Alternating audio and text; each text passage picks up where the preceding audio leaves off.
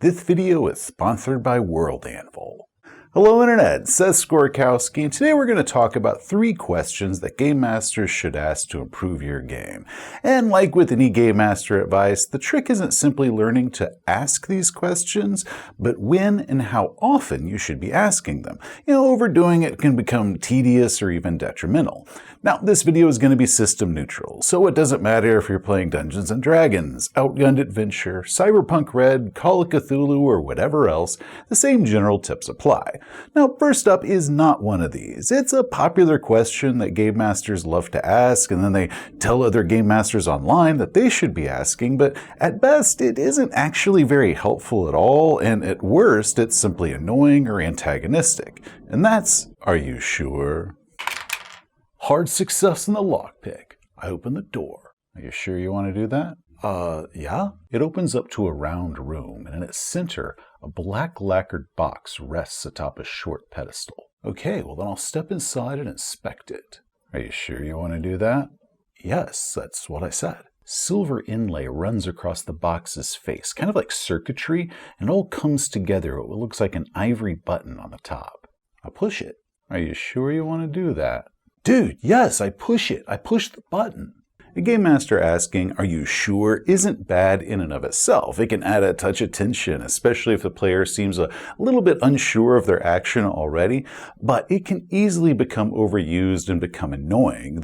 Is that your final answer? An irritating game show host might ask over and over again. A popular way that Game Masters might use the question, are you sure you want to do that, is as a subtle warning that the player is making an obvious but terrible decision. You boys want to live forever, I yell as I leap across the chasm. Are you sure you want to do that? Oh, yeah, to the other side where the portal is. Okay, well, Mike tries to leap across the 60-foot wide chasm and falls to his death. Well, that was a weird suicide. Whoa, 60 feet wide? I thought you meant 60 feet deep and narrow enough to jump. Nope, but I tried to warn you. Asking me the same question you ask me anytime I do anything. My character could plainly see that was too far to jump. He wouldn't have made that mistake. If a player is intending to attempt something that common sense would dictate is just simply impossible to do, or they're not taking into account something that's obvious that the character should clearly know, then we clearly have some sort of miscommunication or forgotten detail at the table. And if you believe that there's an obvious detail that the player has forgotten or they didn't understand, simply put that in the question. You boys want to live forever, I yell as I leap across the chasm. So you're going to try to jump across a 60-foot wide gap. 60? Oh, never mind, I misheard that. So, yeah, my character's going to do something else. This not only saves time, but also arguments and hurt feelings. I mean, yes, it is a funny story to read about online or even look back on years later after the fact, but it is a miserable experience to play, and it'll ruin a game, and it's not worth it for what's clearly a player's misunderstanding or a Game Master's miscommunication. So if the player is attempting something that is clearly a bad idea, repeat why the character would know this is a bad idea, most especially if the consequences for doing this action are pretty severe. Now, I admit I can give a little leeway on this one if the consequences are simply silly, maybe a little bit embarrassing for the player character, but never for anything that would have serious, injury, imprisonment, or even death. Okay, so now that we've covered the popular but not very useful question that Game Masters might ask, let's talk about some effective questions that will improve your game. But first, a word from our sponsor, Anvil. Whether you're making a tabletop campaign or writing a novel, Anvil is the all-in-one world-building software suite. You can organize and manage your world by tracking and linking your locations, timelines, cultures, races, characters, histories, joining everything together for easy access. You can link these into interactive maps, giving you all the information for each location, going from this continent to this region, to this particular city, to this particular building, to this character inside of it. You can plot out relationship and diplomacy webs, how various characters and factions stand with one another, rivalries and alliances, and how they link together, not only keeping you organized, but giving the opportunity to discover potential links, and also in a way that is shareable. If you've ever tried explaining your campaign or your novel world to somebody and they just get completely lost with all the histories and factions and information that you're just throwing at them, Anvil is how you can share your world in a way that's easy to understand, share, and explore. Now, it doesn't matter which game setting. It could be fantasy, historic, modern day, science fiction, whatever setting it is you want. And while it doesn't need to be specifically tied to any particular RPG, World Anvil is already set up to support dozens of popular game systems. So go to the link below to worldanvil.com and enter the promo code SETH for 51% off a subscription and get started world building. And now back to the video with the first question: what do you do? This is a GM question that took me an embarrassingly long time to learn. I did it periodically, but never as a conscious strategy that I would think about that I should be asking.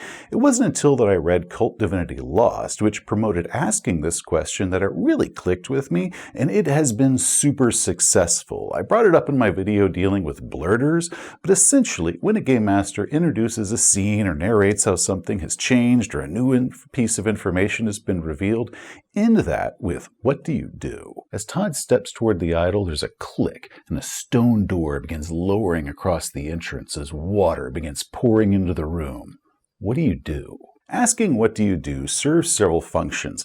First, it's a good signal that the game master is done talking and the players can now speak. So once you get everyone used to the fact that you're going to end many statements with what do you do, it serves as a subtle way to help cut down on your players just interrupting you every single time you try to take a breath. Not 100% effective, unfortunately. Second, it's a call to action. Game masters, you've probably been there. You describe a scene, you lay it out, and when you're done, you're met with silence. The players are just staring at you quietly, and it takes them a bit before they react or begin formulating a plan. So ending your statements with what do you do serves as a prompt and a sense of urgency because you've asked your players a question and now they need to answer that question.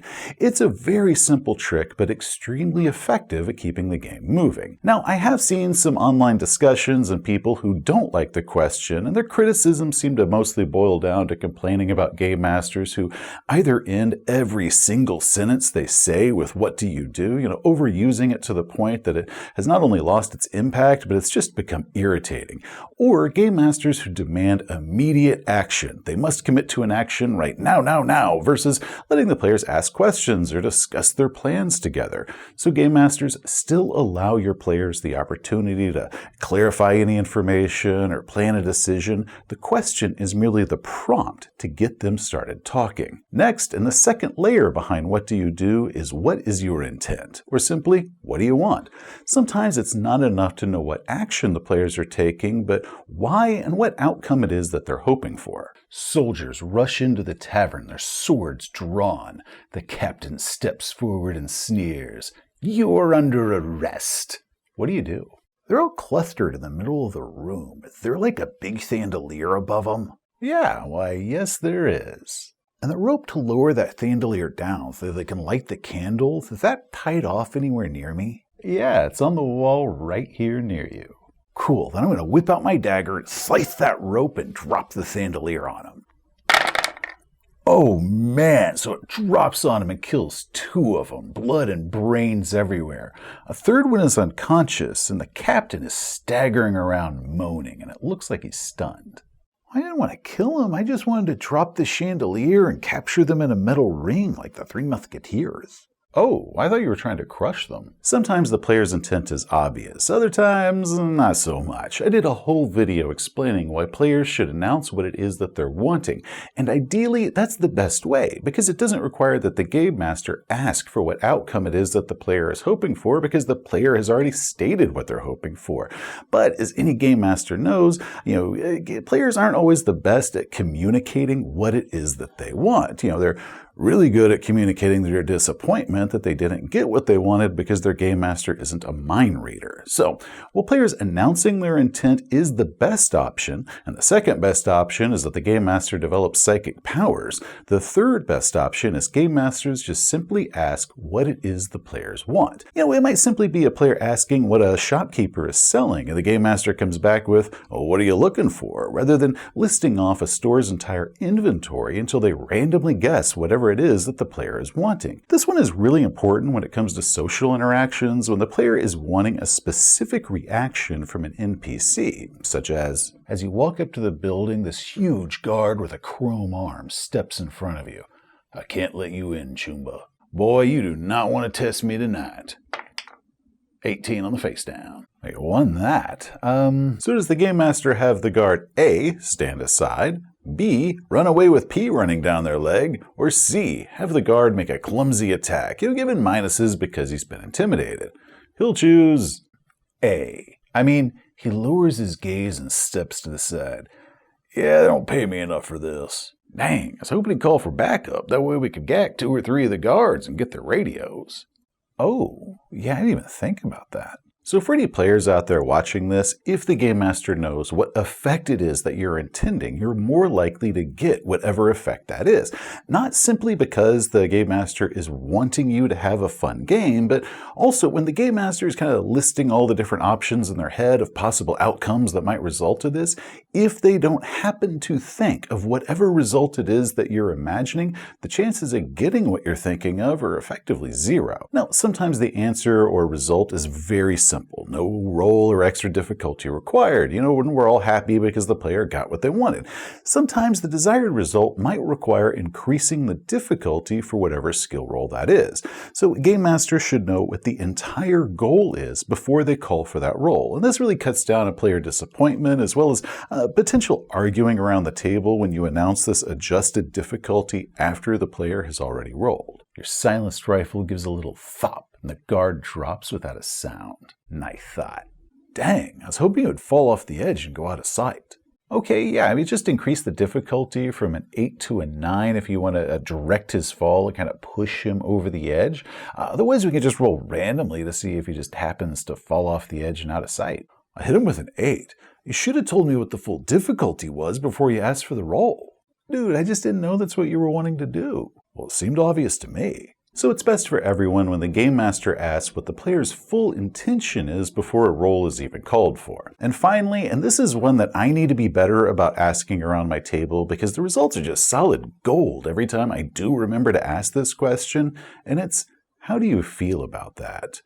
This is one you have to time with an appropriate moment. Some notable victory or setback. A character kills a big opponent, or they fail to stop an assassination, or, some significant event that should elicit an emotional response.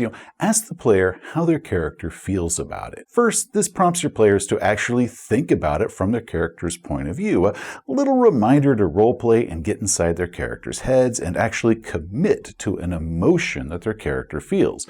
But it also allows the player to share this emotion with everybody, letting everyone around the table know where this player character is now coming from as a reaction to whatever it was. I've been planning on doing a video for a while, and I very nearly did that video instead of this one, but eventually I want to make one covering how players should announce what their character's emotions or perspective is, because it makes them feel much more real to everyone else around the table if we know where they're coming from, but it also helps the character's response to certain actions and everything become a lot more understandable to everyone else once we know where that character's coming from and what emotions are coming into play here. Movies and books, we can use internal dialogue or flashbacks or music or other things to convey a character's emotions, but in a role-playing game, sometimes the best way is just to simply break that fourth wall and let the player announce what's going on inside that character's head. Because if we don't understand the complexity of emotions going on inside the character's head, sometimes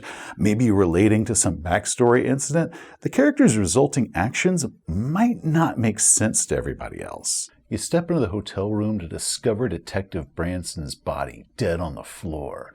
The word forgiven is scrawled on the wall in her blood. Damn, these bastards are gonna pay for this. How do you feel about this, Mike? My character's pissed. They murdered his friend, so it's personal now. Okay. Todd, how does your character feel about this? Well, I'm mad, but mostly at myself, because if we had captured them at the cabin, then this wouldn't have happened. So the guilt of that, it's making me think of all my old squad mates and how they died. So it's not as much that I want revenge for this as redemption. Excellent. And Dweebles, what's your character feeling right now? Honestly, I'd say that he's terrified. If they found her, they could find us. So yeah, I think he's getting pretty paranoid. So asking how their character feels about something not only forces the player to stop and really think about what their character's emotions are and commit to some emotion that their character is feeling, possibly at a deeper level than they would otherwise, but it also helps everyone else around the table understand and enjoy this character and the reactions much, much more. Now, this is the question that you're going to be asking the least out of the 3 questions, but it's also something that you shouldn't forget to ask because it really pulls the game into that deeper level of roleplay that everyone around the table gets to enjoy. And with all of the questions, Game Master never overuse them. Just keep them at the front of your mind and just drop them in whenever they can make the most impact or prompt some action just to keep the game from stalling out or discovering what it is that the player is really asking for, or if you need to, slowing the game down to roleplay and reflect. Because oftentimes the best thing that a Game Master can say to their group isn't simply asking a question, but knowing when to ask that question. Anyway, that is it. A huge thank you to World Anvil for sponsoring this video. Make sure you hit them up with the link below to go to worldanvil.com and get 51% off. Until next time, gamers, have a great day.